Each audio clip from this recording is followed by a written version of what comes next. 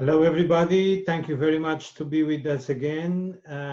We are in Thursday, is the 5th day of MONSTRA at Home, a Monstra em Casa, de novo com vocês, esta tarde para uma conversa com quase vizinho nosso da Catalunha, someone that lives not so far from Lisbon, in Catalunya, in Barcelona, Eduard Puertas ANfruns. I hope I don't make a big mistake with the name of Eduard.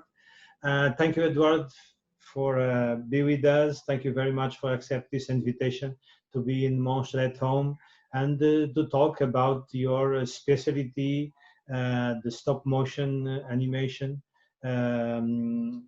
Please tell us something about you, about your work. And I invite everybody that will be following us here in Zoom and also in Facebook, that you can put questions, and in the end we will talk about, and I will put your questions to Eduard. Once again, Eduard, thank you very much for being with us. It's a pleasure. Thanks for inviting me. I think those days it's perfect to start doing things like that, and it's even easier than normal that we try to ship people or fly people to places, so it's awesome. I want to talk to you about stop motion. That's what I do. I think stop motion, for me, it's the most intuitive form of animation, just because it's essentially moving things. So essentially moving things and taking pictures. And when I started doing courses to children, I saw that they learn so fast the principles that I understand that it's super didactic as a method to show what's the animation. And those last days, a lot of people reached to me from CGI animation, like computer animation, because they wanted to start doing animation with their students from home instead of doing CGI, because CGI is more complex. So I really think that stop motion, it's fantastic to start learning animation. And nowadays it's even more easy, because just with a regular phone you can make animation. There are free applications that you can use, and it's open to everybody. I remember when I started that it was technically super hard to make animation. I skipped the film era when they had to shoot 16 millimeters to make animation, which I never did, and I would like to do once, because I think it's amazing and it involves a lot more than nowadays. But when I started using a DV camcorder with a PC, and the computer crashed every 5 minutes or so. So we had a lot of issues, and nowadays it's fantastic. So to start, I wanted to share you a little bit of animations that I've done. Some of them are just me, and a lot of them are in a team, because I will explain you that for me animation, it's a lot of teamwork, and you have to understand that, and it takes a while to understand this, but it's so rewarding working with a team. So I will share a little reel that it's just one minute.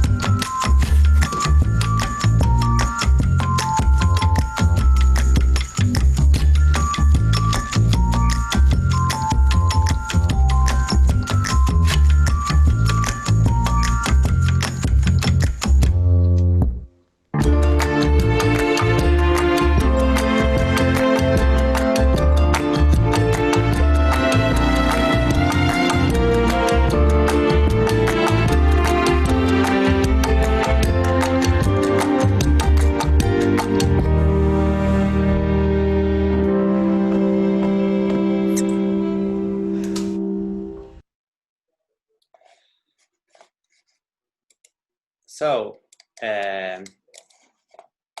that's a little bit of, I think now 15 years of work.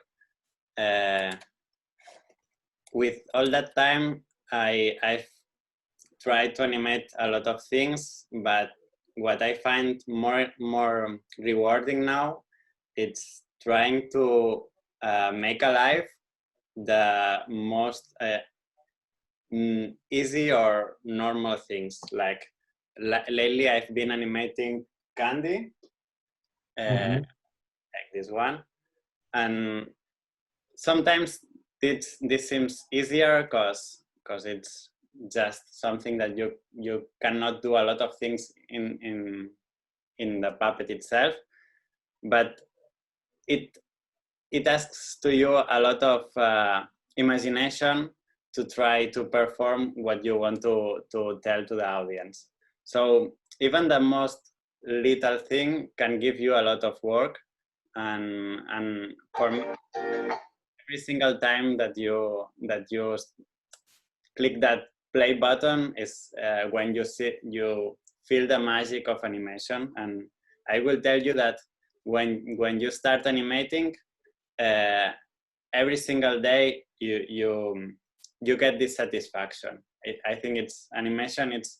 It's like an actor when he performs or something, that at the end of the day you play that 4 or 5 seconds and you feel happy of your work. So yeah, lately I've been animating a lot of simple things. And being said that, I want to show now one example of this. Of course, you can go crazy and make a super big production, but I also feel that when you make little things, you get more involved in all the process of a film. Let's say the first idea, the script, making the puppets or the sets, lighting, getting all the technical stuff in place, animating, sound design, effects, etc., till you have the final movie. So lately, I am feeling that making these little things, being more modest and trying to make what you can, not what you would like to, gives me back a lot too. So an example of that is a film that I did in 2013. That it's called Fuami. It was a film that I did alone in my bathroom at home. I think you can see my bathroom now. And this was, the story was that in that moment I had not a lot of money, and in Andorra they have a festival that it's called Uino, and they have a challenge or a competition that you can apply with a short film if you were under, I think, 25, if you are doing animation, and if you are from the Pyrenees. So I had these 3 things, and I thought, well, it shouldn't be a lot of people with these 3 conditions. Let's try to make something, and let's see if it works. And the thing is that when I discovered the competition, I had only 3 weeks or 2 weeks, I don't remember exactly, to make the whole thing. So again, I had to think about something super easy that I could manage with my resources. And I think because budget it's so important in animation and what you can do, I thought, well, I have this idea for paper rolls. Let's try to do it. So I spent 1 week closed in my bathroom, and I had some issues at home with my partner, because of course when you are animating you spend so many hours, and some days I've been like 8 hours straight in the bathroom. So at some moments you cannot use it, but it was fun, and at the end I made it work. I will show you another picture. So basically for this film I just had one light that was handmade, and it was just fluorescent light from like homemade fluorescent light. I had one computer, I had a camera and a tripod, and the puppet itself. And apart from that, I also had some bricks that I used to make the puppet jump, as I will show you later. And that's all. So in terms of budget, it's the hours that you spend animating, and of course the computer and so on, but this is something that I had for my work, so it's not something that I had to add. And that's it. And it's so fun to close you for a short amount of time and do something as best as you can. So now I will show you a little bit of the film, not all, because it's I don't remember, but it was 6 minutes. So I will show you a bit.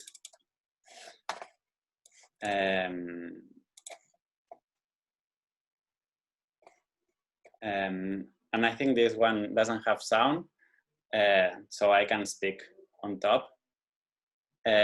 So the film was about these characters that wanted to travel and discover the world, the small world of inside the bathroom, and I animated them and me as well to get context, doing things in the bathroom for a while.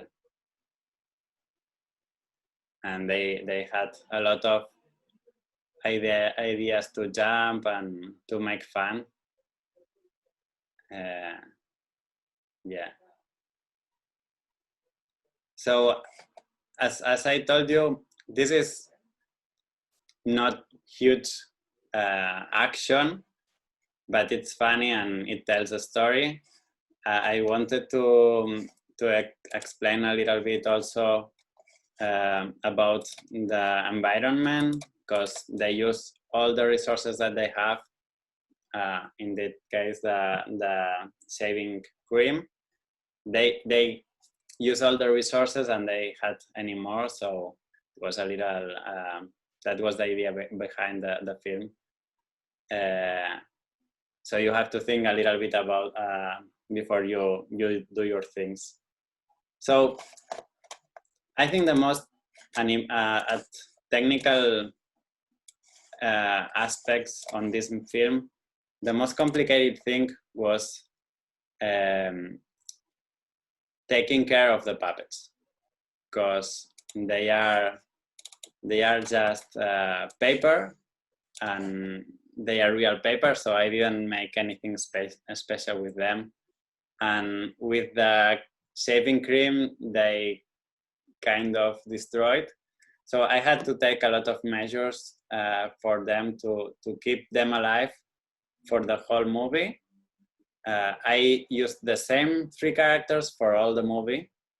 So it was all about taking care of the puppet. And this is something super important that you have to do, like the maintenance of the puppets, maintenance of everything. And even in the most big studio, it's a huge problem. So animators destroy the puppets normally, and there are a team that helps saving them.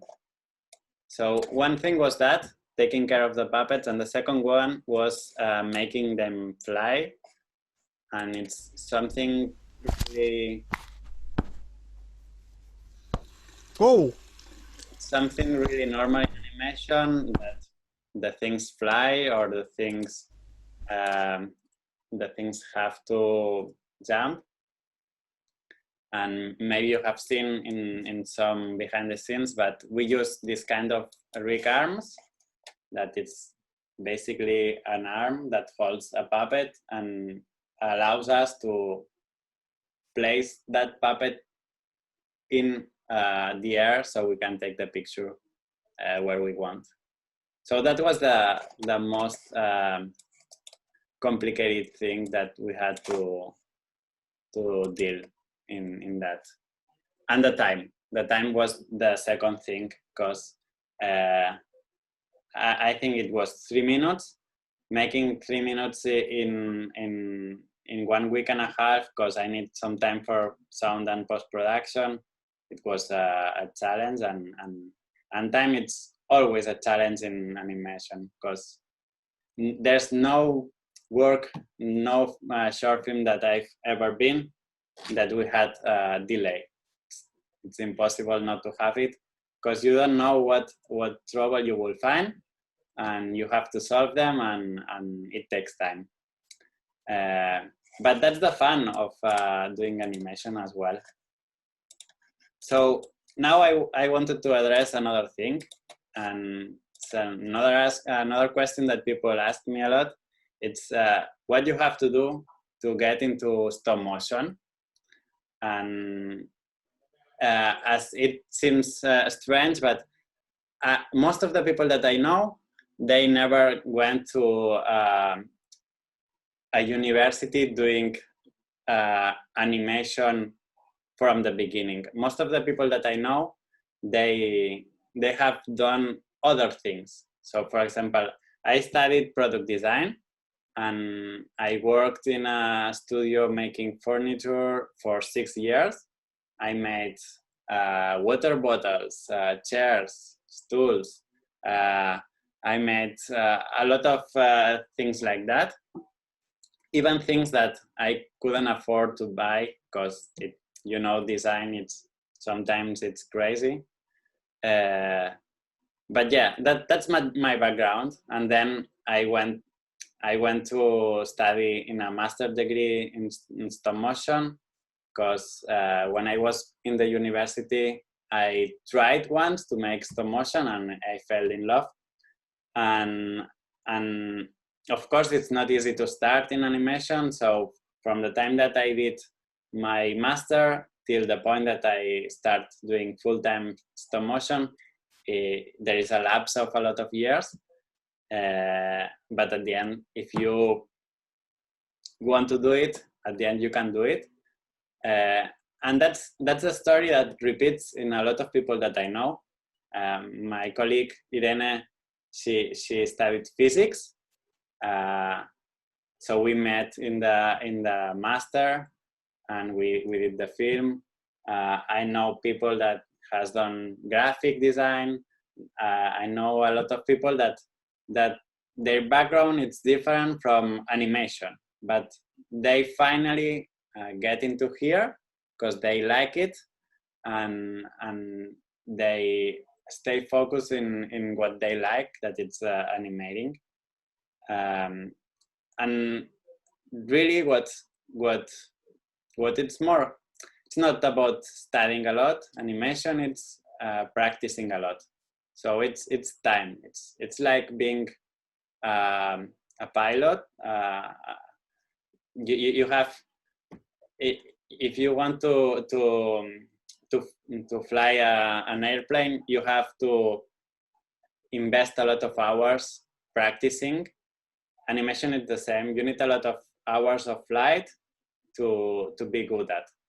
But it's something that I think everybody can do. It's just investing time, and at the end, you can do really interesting things. So let's move to the set, because I have something here to show you how we actually animate a bit. So you can understand the tools that we have nowadays, and how easy it's now. and what privilege we have to have these tools. So I will share you the screen of this camera and the software that we use, that it's called DragonFrame. And DragonFrame, it's a software that it's used to capture images and to compare those images with the previous images that you have been taken. So it's an assistant, if you will. And with that assistant, you can see your live animation. You can set the camera. So you can adjust the settings of the camera, which is super nice. The size of the pictures that you want to take. And to animate, it's that easy as taking frames. So now I have one frame. I will make a quick thing here that it won't be spectacular, but you will understand. The most important thing when you animate is starting all the movements slowly, so the eye can see where your puppet is going.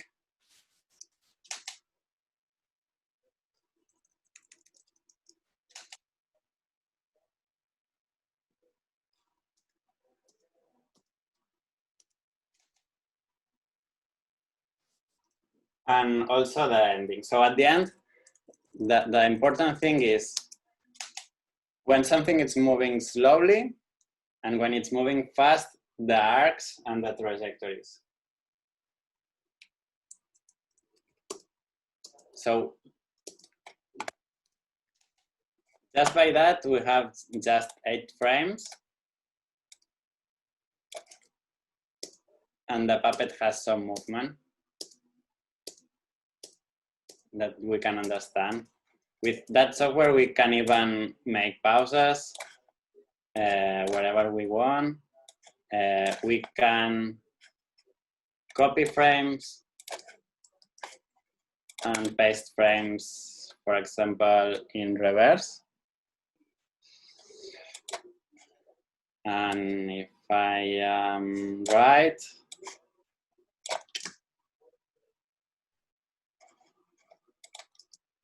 that would be just a loop, and your puppet, it can be moving forever in the screen. And looping, it's super powerful. It's something that animators use all the time to speed up the animation, because now I've been super fast, but when you are animating something more complex, you take more time. Yeah. So this is a super simple puppet, just paper. I've done that film. And just to share you a comparison, I will share you a more complex puppet. And that puppet, for example, it's a more complex one. She's Olivia, and it's from a movie that we are trying to start, that we have a trailer and should be a feature film in. Eduard, excuse me, can you show you the camera? Take out your because you have essentially your screen. Sorry, I thought that it's better. You can see better the puppet. I thought you could see both things at the same time. Okay, I will try.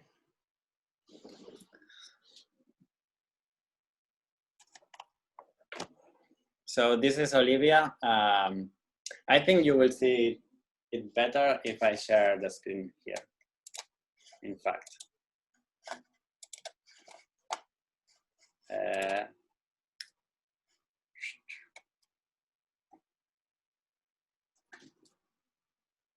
And I will remove this.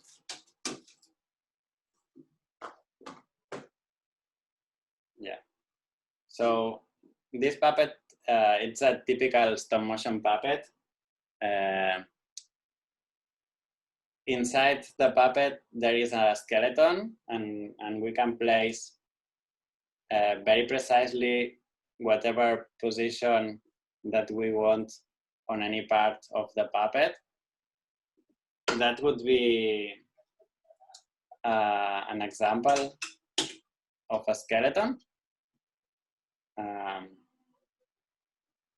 that it has ball and socket. It's a typical thing that we use in stop motion. And last thing that I think it's fun, it's that we use different scales in animation. So that could be the same hand of the puppet in a bigger scale. So you've seen something really easy to animate, like a paper thin kind of puppet, and also a more complex puppet. For the second one, you obviously want a bigger team, and that's what I said, that teamwork is super important. Normally, when you make a short film with real puppets and real environments, you spend 6 months or so to make it happen with a team of 10, 20 people. And the magic of this kind of work is that you share your time with amazing people with more skills than you, so you learn a lot, and that's incredible. And I like this thing a lot. And yeah, and that thing about sharing, it's something that drives me a lot. I teach in a university and I have a YouTube channel, and I think that it's super important to share what we are doing, because that way not only you can improve because of the feedback of other people, but all the community improves, and I like this thing a lot. So Fernando, if you want, we can speak together now. Yes, thank you very much for your nice introduction and explanation. I have here already some questions, and maybe I begin here for the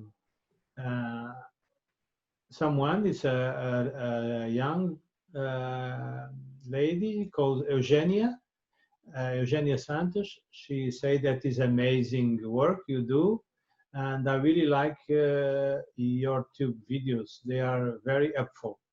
That means you help her a lot. Thank you. Sharing your way of doing, and it's really nice, in fact. That we have also here a question from Studio Cabin Fever. How did you sculpture the paper roll? Just falling, no glue? Yeah, when I was younger, I loved origami.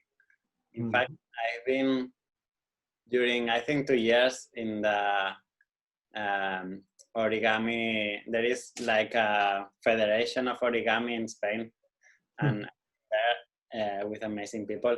So this one, it doesn't follow the rules of origami. If you know origami, it's just about a shape of paper, no scissors, no glue. So I break that rule because I need the mold. So it's basically a normal roll with one cut here, and all the other stuff it's folding. So it's creases, but it's a normal one. Okay, that you must construct everything with your hands and with your imagination. Yeah, getting the ideas, I think it's the most important thing in animation. What you are going to do, that's the big question. I have here another question from Luis Santos. It seems it's a teacher, maybe. Very nice project. What are your suggestions to begin on working on stop motion with some students? The simple and the easy way. What is, it could be your proposition? I would say objects, because you don't have to care in the shape. and try to explore the principles of objects moving in the space, I would suggest to get the things that most excites your students. So, I mean, I don't know, candy for me was fun, but if in a certain moment there is a tendency that they play with baldufas, if they play with a specific game that it's physically, that thing would be a good thing to work with, because they like it, they have it every day, and they can make something with it.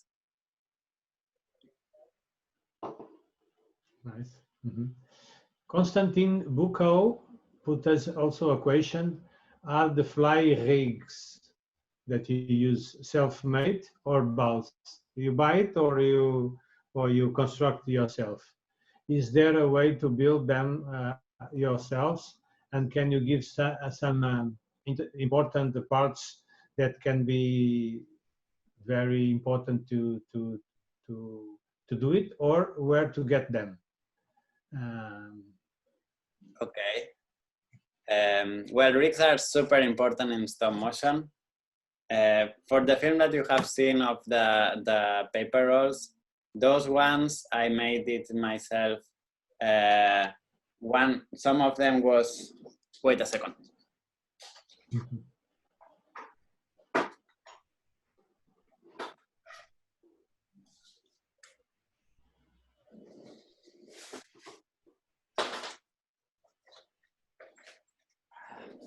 Okay, I'm back. So for that film, some of them was this kind of thing. I think you can find something similar in some stores. That it's called magnifying helping hands. If you normally it comes with a glass and crocodile clamps, and it's used for soldering and electronics. So if you took one of these and you modify it, you can have something like this. I would say that the joints are really bad. So if you want precision animation, you have to make something better. But first, I will say you another option that it's wire. Of course, you can do the same. If your puppet is not so heavy, you can use wire, and it works as well. You just have a piece of tape, for example, in here, and you place your puppet, and it works perfect. Of course, if your puppet is heavy, you have to move to metal. So for metal, if you want something better than this, you have to buy something like this, that it's a ball and socket structure. This is super precise, and it's the kind of structure that all animators use.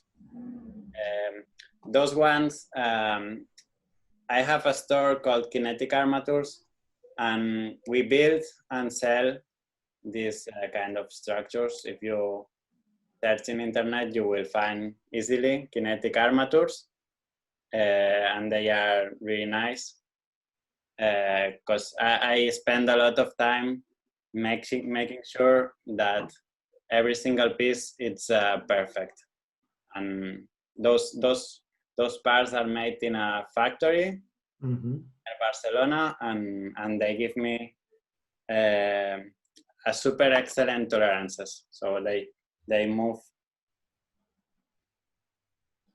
super smooth and they stay in place. Kinetic with a K. Yeah. Okay. I hope that everybody could take it. Yeah, it's really fantastic and very precise. I hope that Konstantin get his answer.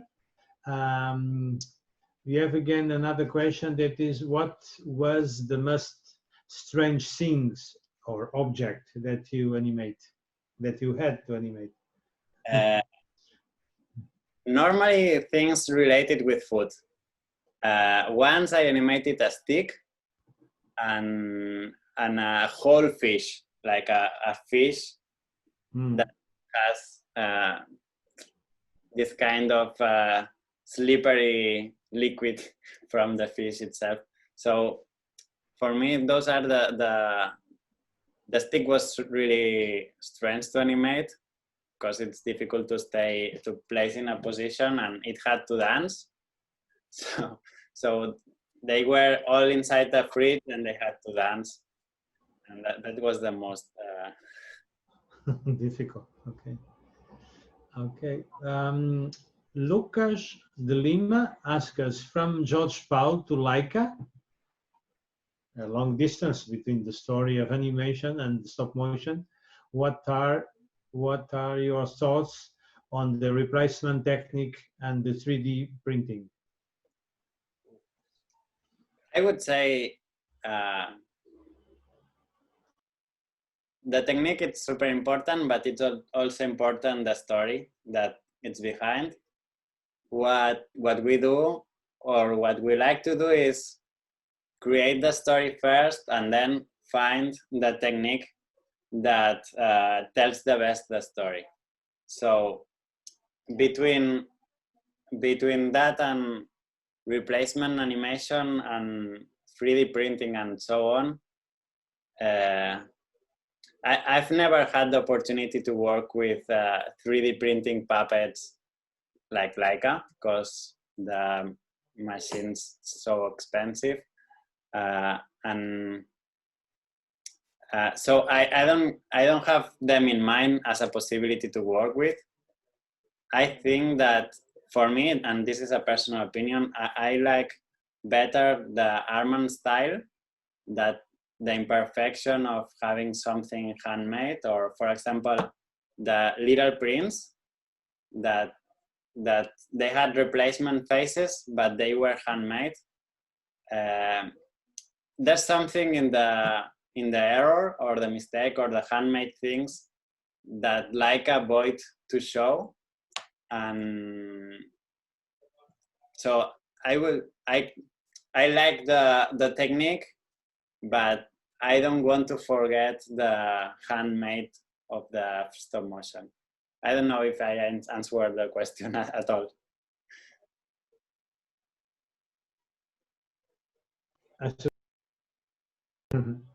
The Art Studio Imaginario, it's a studio from some friends. They ask you, because now everybody is a little bit crazy about features. They are asking if you are preparing or doing a feature. Well, this puppet of the hand, and it's a feature that we are preparing in the studio. I say this with a little mouth, because obviously the most difficult thing when you are making a feature is the budget. We've been making always short films, and we are comfortable making short films, and we are super scared of a feature film. But the thing is that we had a good idea. We had a friend that had that wrote a book, a novel. This book had a lot of prizes, and it's a good story that talks about social problems, and it's really interesting. So because of this book, we tried to assemble a team and a project, and we made a teaser. So we have a script, we have a teaser, and now it's the journey of finding a budget to create the film. And this journey will take probably us 4 years or so, if it gets to this point. But yeah, feature, it's a big thing that everybody wants to make, but it's really hard to get to it.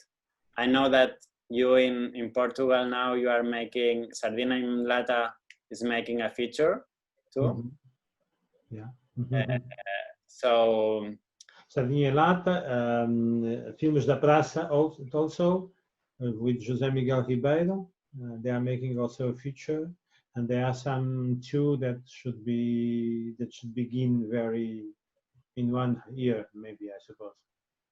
So I envidio, no, how to say it in English. They have a lot of courage to start this kind of projects. We are not in that moment yet, so I wish them the best, because making a feature, it's a big thing.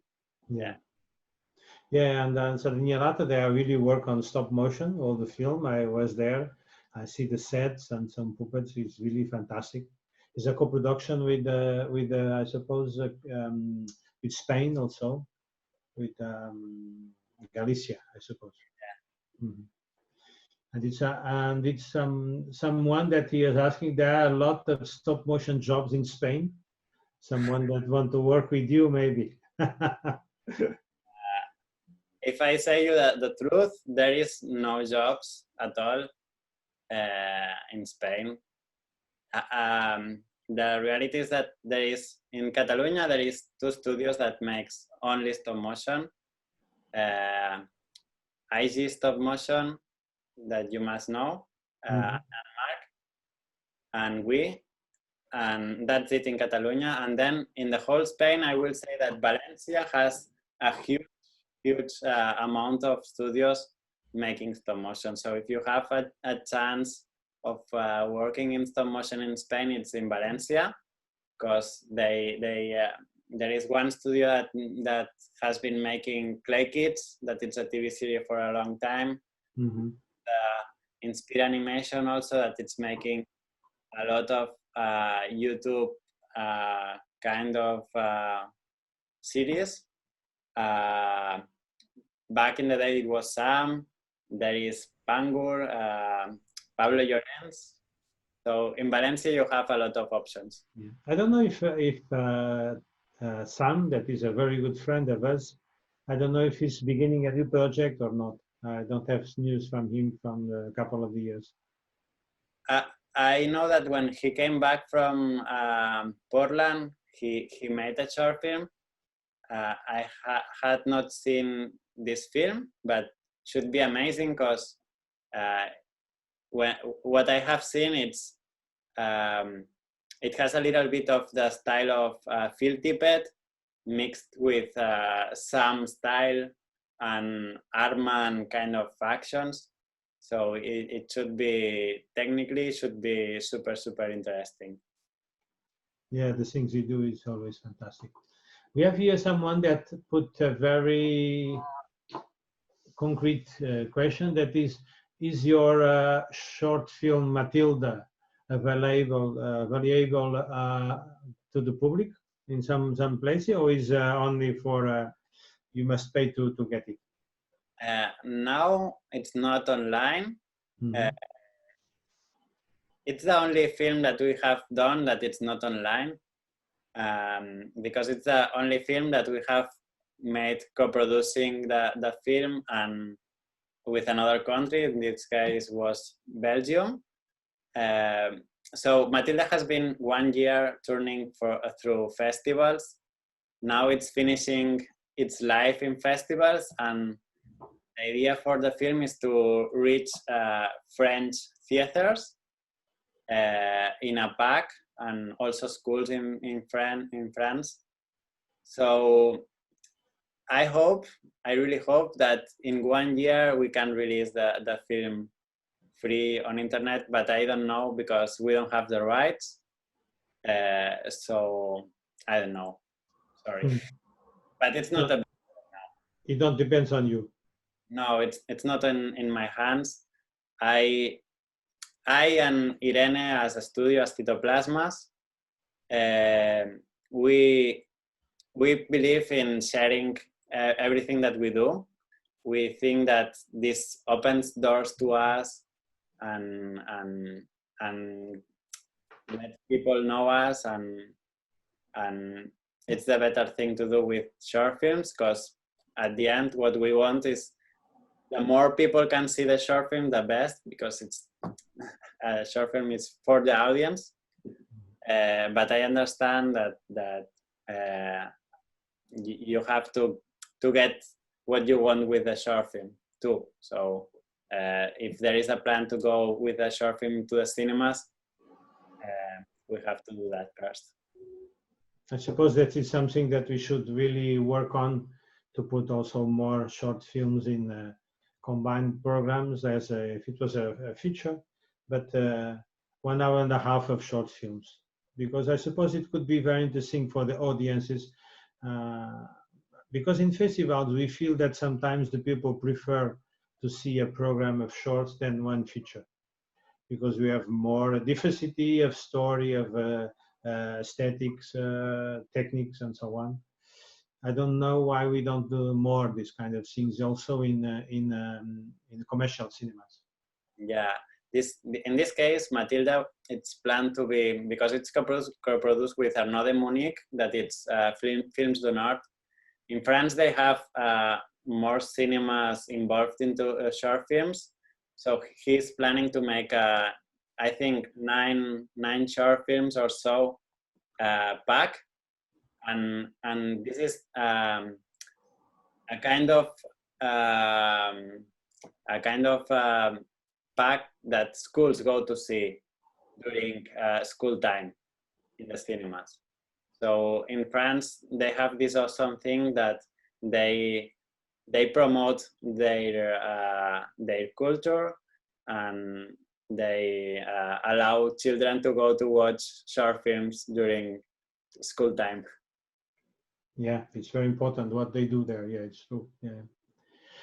We have here a Studio Cabin Fever, another question.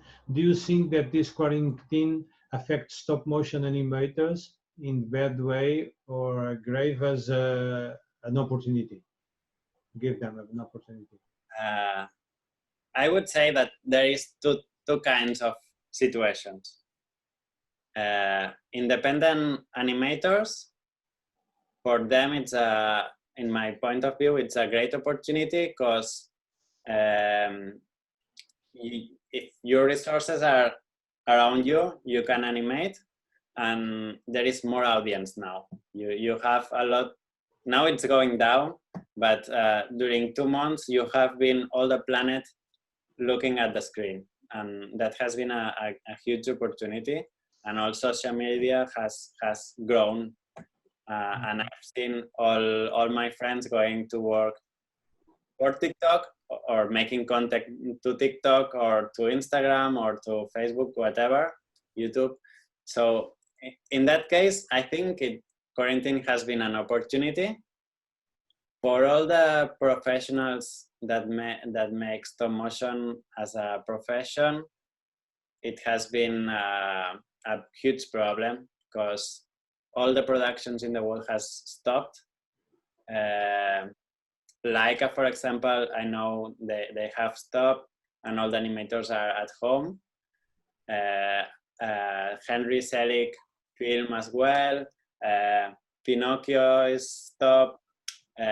All the big films are stopped, and even Arman or all the studios are now doing nothing. So that means that if the company can pay the salaries of the animators, it's great. If not, they are at home with no work. And yeah, it's hard, because as an animator, there is not a lot of jobs to get involved, and if you cannot go to a shooting, you don't have anything to do. Yeah. I love to say to you, and thank you very much. we have here a very good friend and a good director and animator, Bruno Caetano. He finished a film and he has a film in our competition, and he's sharing your contacts for the kinetic armatures, and he said that use grips and windows from kinetic armatures, and they are very good for long time, in long years you use it, and they say the quality is very good. Congratulations, thanks. Bruno is saying that it's a good reference you are saying. And you have also thank you, Bruno. And you have here Carolina Sofia Batista. Hi, Eduard. Congratulations for your fantastic work. I'm curious to know, how do you plan set construction? Do you usually build it in according to the puppet scale, or do you build in a smaller scale and animate the puppets separately? Normally my scale is depending on the script. Let's say, for example, this film, the thing with the scale is, if you make huge puppets, your set is huge. If the set is huge, you need more space and more lighting, and it's more material, more expensive. So you have to go as small as you can, but you need some dimension to animate, for example, a hand and a finger. So for us in that film, what drives the scale was the hands of the puppets. We didn't want to go smaller than this, so this hand defined the whole thing. I mean, the smaller we could to make the animation that we need, and also for that reason I have a bigger hand, because it was a close up. But yeah, for us, moving the hands in that script was important, so that was what drove everything. But to answer to the question, that means you build your sets with the scale of this puppet. That means you animate in front of the set, not on the green screen, and then you put together. Yeah, I don't like green screens. We try to avoid it as much as possible. First, because it's more work later on. If you are not good at it, it's not nice, because you see green or something. It's super hard to integrate. So it's more, from my point of view, it's more budget. It's hard to do, and I feel it more convincing if you animate with your surrounding, because you animate the puppet in relationship with your set. We have here one other question that I put more to the end, because it's a very interesting question. You talk that you begin working with a 16mm camera. Yeah. I have one there. But now we can also, of course, use a more professional tool with a good camera that is Dragon frame. But we can also use the cellular phones to make animation. And we have here someone, it's a good friend of ours, Nuno Gervásio, that asked, can you tell us some apps for stop motion with mobile phone? Yeah, of course. There is one called Stop Motion Studio that I think it's both for iPhone and Android. It has a version on phone, also a version in iPad. And the basic stuff, it's free. So you can, in HD, you can use this application. It has the onion skin. It can take pictures, and that's the basic thing. So it's free and it works fine. I've contacted with them because they also have an option for a computer, and this option, it's, I believe, 10 euros, and it allows you, of course, webcams, but also some cameras. So I think this is the cheapest option to capture stop motion now. Yeah, the things that I know, I suppose, also is the best, and is if you want to control, you can buy, but it's also very not expensive, 4 or 5 euros, something like that. We have here Studio Cabin Fever put another question that is, in your opinion, what must stop motion animators do to create attention from the agencies and art directors to write and write more stories for stop motion animation instead of 2D and 3D? Wow. Wish I had the answer for that.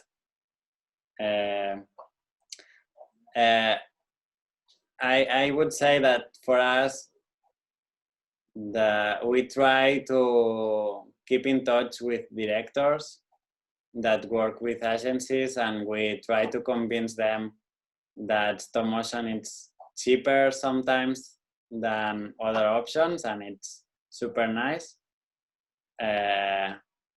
But other than directors and DOPs, normally the agencies doesn't like stop motion because it involves a lot of time to create a product, and they are used to shoot things in 2-3 days. So stop motion, it's hard for them. So I would say that the easiest thing is to create your ideas and share it online. And if they see these ideas, maybe they call you to do something, but it's really hard to get. In Spain, for example, there is very little advertisement in stop motion. We had one big commercial for the Euro, that it was a lot of years ago, and since there, it hasn't been any other big production for commercial advertisements. So you should go to UK. They are more open to stop motion. Yeah. Okay, I suppose I had all the questions. I have here lots of people saying, good presentation, thank you very much, very inspiring. We have here a very good friend from Brazil saying hello and thank you very much. Bruno Carnid, also a young director, thank you also to your presentation. Okay, I suppose we have they put all my questions, the audience. I suppose I want only to thank you very much, you that come from a city where maybe the stop motion begin, because Segundo de Chaumont, he make his films in France essentially, but he was from Catalonia. And Segundo de Chaumont, it was really in the beginning of the 20th century, someone that begins to make very beautiful films on that time in stop motion. And Catalonia, Spain, our Galicia has a good tradition also for stop motion. We have good, I suppose, in our story in Portugal, we have good stop motion. Essentially in shorts. We are coming in now in the features. For me, animation is essentially good for shorts more than for features. That is my own opinion. And thank you. I want to thank you very much to share all your experiences with us. Now that people know also your contacts, they can see your films that you put very, very interesting from the point of view also of acknowledgement There are very good classes in animation, from very small animation until more complex with armatures. I suppose it's a good way also for the people that want to learn more about stop motion. It's good to go to Eduard Puertas and see your videos that you have there. And I want to thank you once again. Thank you very much for sharing with us, to be with MONSTRA at home, MONSTRA in casa. And let's keep in touch. And thank you very much once again. Yeah, thank you very much for having me. Thanks to all the people that have been watching this, because it's so nice. Yeah, we had more than 140% singers during this hour. Nice. And thanks for the questions too, because it makes a lot easier to talk about something specific. Yeah. Okay, Eduard, thank you very much, and all the best to you. And I hope we can see very soon your new film. Great, thank you. I appreciate it. See you soon. Bye, thank you. See you soon too.